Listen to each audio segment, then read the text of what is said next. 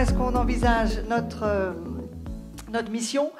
Notre mission, on propose en fait de ne pas la revisiter fondamentalement. On est assez à l'aise avec ce qu'on avait établi il y a quelques années déjà, qui est de dire notre rôle à la chaire philanthropie de l'ESSEC, c'est de contribuer à mieux comprendre la philanthropie et à améliorer son impact. C'est simple, c'est clair, c'est net. On répond en partie à la question que posait Manon. A-t-on vocation à être des lobbies ou à porter une parole politique au soutien de la philanthropie? Non. On considère, on s'est reposé cette question-là. Et on a considéré qu'il y avait dans l'écosystème français des acteurs extrêmement légitimes et compétents pour le faire, le CFF, l'ADMICAL, des grosses fondations comme la Fondation de France ou d'autres, qui ont ce rôle-là que de coordonner le secteur, que de réfléchir à comment le valoriser et le défendre et le développer vis-à-vis des pouvoirs publics ou de la société au sens large. Ce n'est pas notre rôle et on a voulu réaffirmer notre rôle d'institution académique, fort de l'hommage vibrant que Anne a pu faire pour la recherche. C'est ça notre rôle.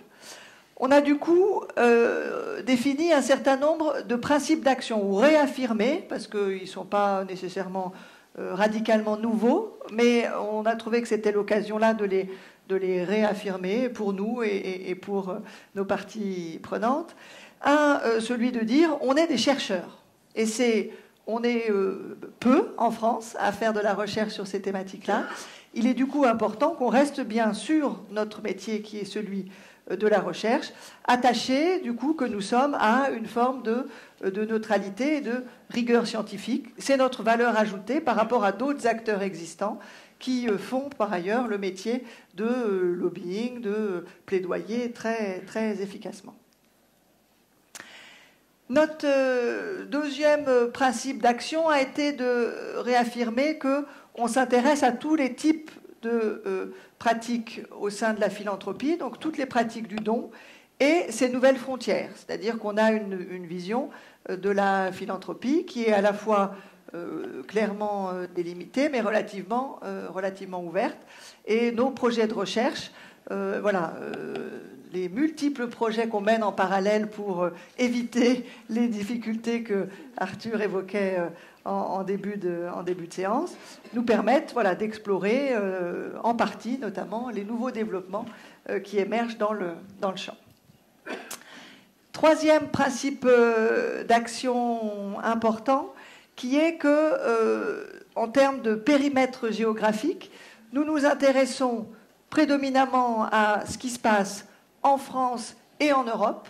Il nous semble très intéressant, et la présence de Théo ce soir en est un beau symbole, que de penser à la philanthropie en France dans un dialogue avec ce qui se passe dans le reste de notre continent européen, pour pouvoir donner à voir ce qu'est cette philanthropie européenne ou ces philanthropies européennes, en contraste de ce qui peut se passer notamment dans la sphère anglo-saxonne ou aux États-Unis en particulier, où la grande majorité de la recherche aujourd'hui publiée reste publiée aux États-Unis. Donc il faut qu'on porte cette voix, il faut qu'on contribue, qu'on travaille à faire émerger cette recherche européenne sur la philanthropie, tout en bâtissant des ponts. Et c'est important pour nous que de pouvoir être en dialogue. On n'est pas dans une forteresse assiégée, on est dans un dialogue permanent avec nos collègues internationaux, asiatiques notamment, et américains. On s'appuie aussi sur nos campus. L'ESSEC est présente à Singapour, elle est présente au Maroc, à Rabat. Donc ce sont là aussi des opportunités pour nous que de pouvoir s'ouvrir sur ce qui se passe ailleurs. Et puis, pour finir, on s'est aussi posé la question de finalement, quelles sont nos parties prenantes principales? Est-ce qu'on a un rôle vis-à-vis des médias, vis-à-vis du grand public? C'était une des questions posées par l'étude d'impact. Et notre réflexion a été de dire, non, en fait, si on veut parler à tout le monde, on risque de ne plus parler bien à personne. Et donc là aussi, on a considéré que nos deux cibles principales étaient la communauté académique, hein, on a bien vu avec Arthur, ce sont voilà, nos interlocuteurs permanents, ils relisent nos articles, on se parle dans les conférences, on s'enrichit de connaissances mutuelles. Et les acteurs professionnels, c'est vous, ce sont les utilisateurs, quelque part, de la recherche qu'on produit. On n'a pas vocation à être sur les plateaux télé ou à essayer de sensibiliser le grand public à nos sujets. Que certains nous lisent, viennent chercher et nous trouvent le MOOC à participer de cet effort de vulgarisation. Mais notre concentration, on va dire, on concentre nos efforts sur ces deux communautés auxquelles on considère qu'on peut plus particulièrement et plus efficacement s'adresser. Voilà pour les grands principes, en tout cas, qu'on a réaffirmés à l'occasion de ces 10 ans.